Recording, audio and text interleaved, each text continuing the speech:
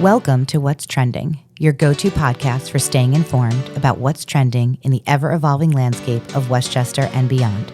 We are your hosts, Amanda DePalma, Senior Vice President of Events and Development, and Dr. Marsha Gordon, President and CEO of the Business Council of Westchester. Today, we are honored to have with us Adam Bosch, the President and CEO of Hudson Valley Pattern for Progress, a policy, planning, and research organization. Pattern focuses its regional planning and research on a number of topics that are important to the growth and vitality of the Hudson Valley region, including housing, downtown revitalization, infrastructure, transportation, community planning, and more. And of course, we want to thank Thompson & Bender for their support as the premier sponsor of the What's Trending podcast. Looking for unparalleled success in PR and marketing? Look no further than Thompson & Bender, the leader in strategic communications. With over 30 years of expertise, they've mastered everything from PR and advertising to social media and event marketing, ensuring their clients' success.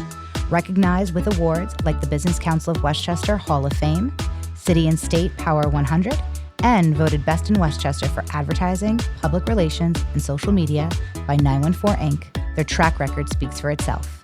Join the ranks of clients from Fortune 500 corporations, small businesses, educational and healthcare institutions, and many more who've benefited from their innovative strategies. Trust Thompson & Bender to elevate your brand to new heights. So, Adam, let's start with some exciting news. Oh, yeah. Pattern is about to celebrate your 60th anniversary. That's hard to believe. Man, yeah. Can you tell us a little bit about how the organization was formed and the kind of work that you're doing now? And I just want to say before you start, we are so pleased at the Business Council of Westchester to consider you a partner. We work together. We count on your guidance and your data and everything you do. So thank you so much, Adam. Well, thanks, Marsha. The feeling's mutual. So Pattern, we were founded back in 1965 at a period of time in the Hudson Valley when there was just a lot of change happening all at once. So if you think about 1965 in the Hudson Valley, what do you have going on? You have sprawl happening. You have urban renewal happening in our small cities. You have the first seeds of the environmental movement being planted in the Hudson Valley that eventually blossomed to be the nationwide environmental movement. Yeah. You have innovation happening at places like IBM and other places around the region. And then the big thing was you had Stewart Airport, which at the time was Stewart Air Base, being sold by the United States Army into private hands. And that was seen as a big sort of mysterious opportunity that the region wanted to capitalize on. So given all of those things in the aggregate, the region's academic, business, nonprofit, and some government leaders got together and said, we really need an organization that can study all of these civic issues from a standpoint that's objective, not political, researching the facts, doing regional planning, and report back to us on what are we meant to think about all this stuff? How can we act on these challenges and act on these opportunities in a way that maximizes the benefit for the most of the people in the region most of the time? So that was sort of the beginnings of Pattern. And we've continued on with that mission ever since. And nowadays, I would say our biggest in-demand sort of topic by far is housing. We do a lot of countywide housing plans, community housing plans, city housing plans. We do a lot of independent research on housing as well. And then we've been doing a lot we have a Main Street Center to go along with our housing center that looks at issues related to downtown revitalization, main streets. We've been doing some brownfield projects in some of the small cities across the region to try to help them get set up to do not only environmental remediation, but redevelopment of vacant and abandoned old industrial sites that should get a new lease on life to increase our community vibrancy. So we're doing a lot of work out there across the Hudson Valley. Some of it is directed research, directed planning projects that we're doing for a nonprofit, for a community.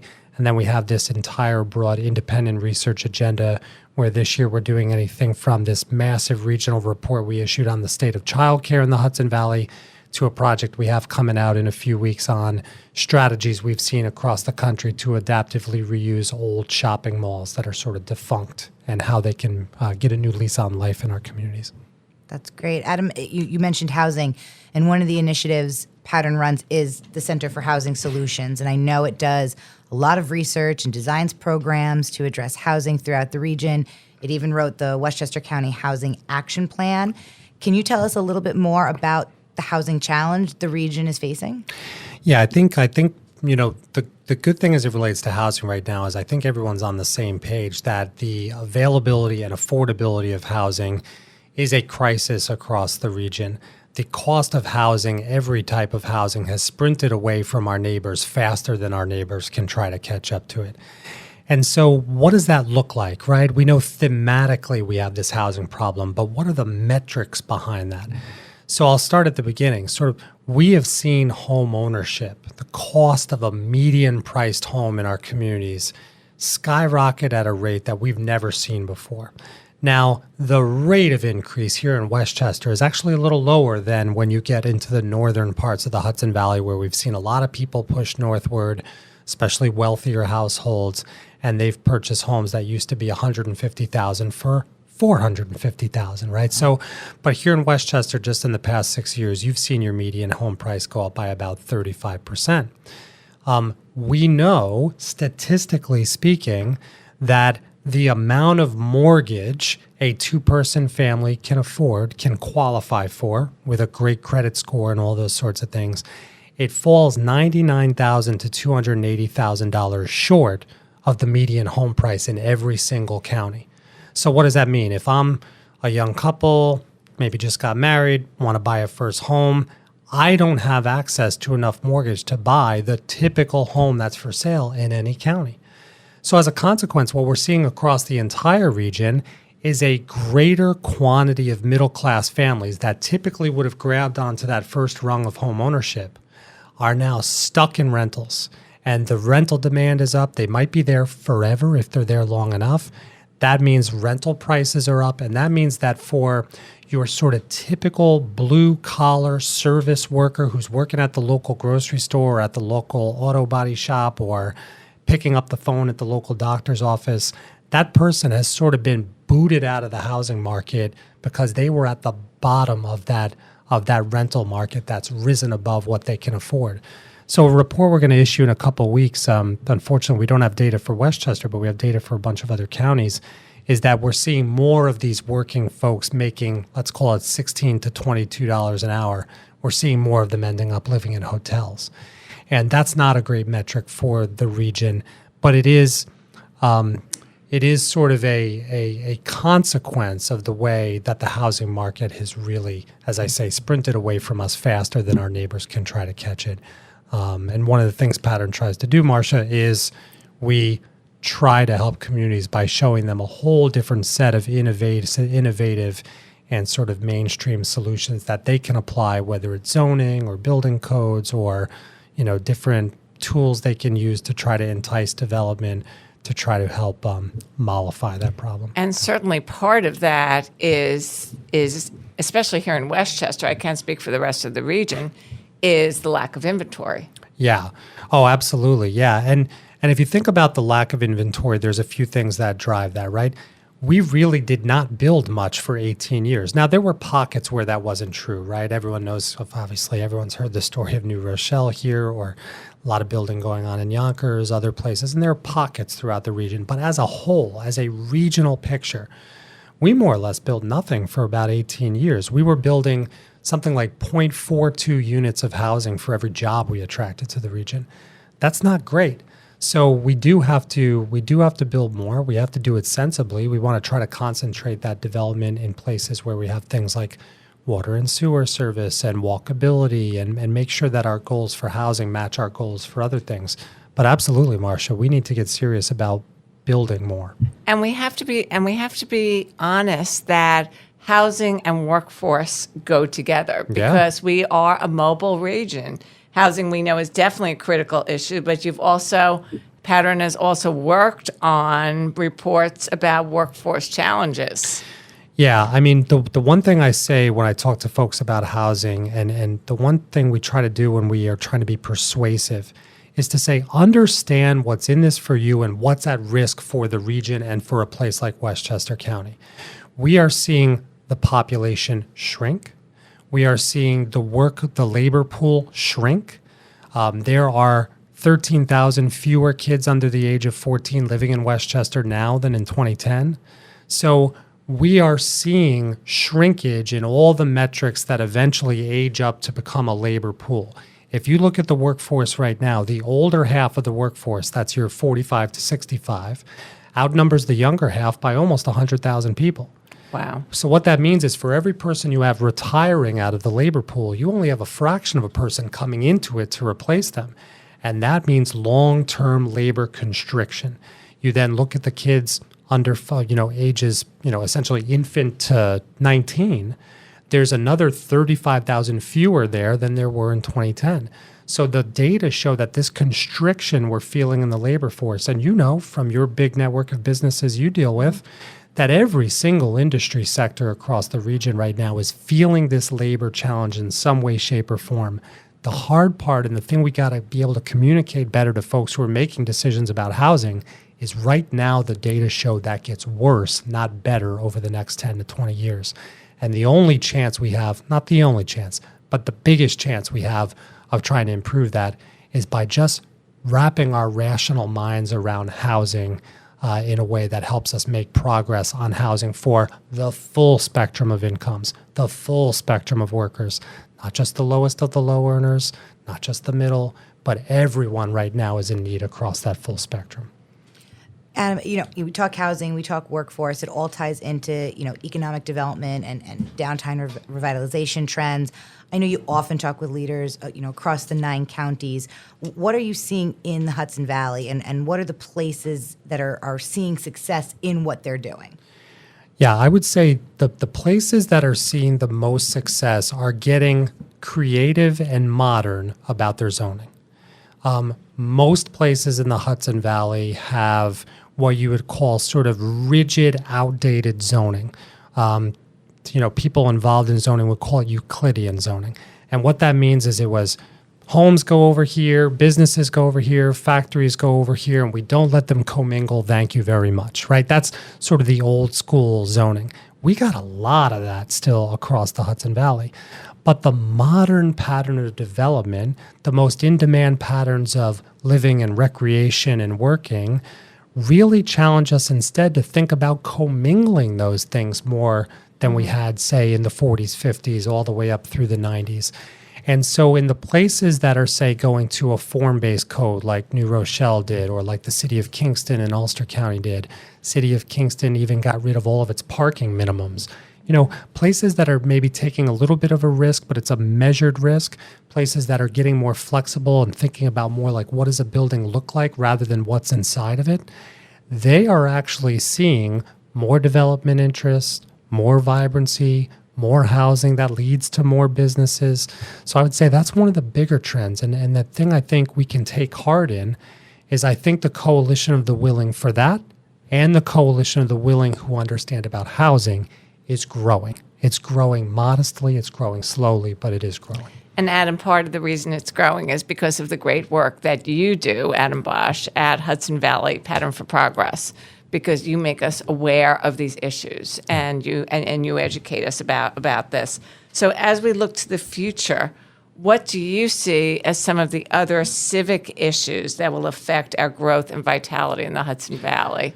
And I know you do a lot in terms of building civic leadership too. So I wanted you to talk a little bit about that. Yeah, so we have some programs at Pattern where we help to train regional leaders to think regionally about issues. We have our Pattern Fellows program. We have other things that we do like that. But big issues that lie ahead, the energy transition, is going to be something that continues to get talked about. I know, Marsha, you've hosted a few forums. We have goals. We seem to be nervous or unwilling to make the investments that are necessary to meet those goals. Some of it's more practical in the sense that it's hard to really change systems at that rate of pace. So that's going to continue to be a front burner issue. I think one of the things we can get better at is we are in a water-rich region, but we don't sometimes act like it in terms of the types of industries that we go after. I won't say who, but I had one county say, oh, we're going to go for chip fab adjacent. And I said, well, why not chip fab? And I said, well, that requires 5 million gallons of water a day. Yeah, well, we have way more than that. That's a flea on an elephant in terms of the amount of water we have access to. And I mean that in a way that we can use that amount of water and still treat water with a conservationist mindset. So there are those sorts of things that we see going on. I think, as Marsha knows, others who may listen, we put out that big child care study. Not here in Westchester County, but across the rest of the region, we've seen 40% of all childcare businesses disappear in just 15 years. The ability for women especially to get to work and frightening, participate. right? Yeah, It's frightening for employers all over. Well, think of it this way, Marsha. I just explained how the labor pool is getting ready to shrink. If we stand a chance of keeping the goods and services in this region that we both need and want, as the labor pool shrinks, we need very, very, very high labor participation to make up for that. In other words, we need a high proportion of everyone who is able and willing to get to work to actually get to work. And one of the things that may hold us back is, where do we put the kids? And this is especially true for women 25 to 44. That's what all the data show. And if those women aren't able to find a good place for the early education and care of children, the data show increasingly they're working part-time or not working at all.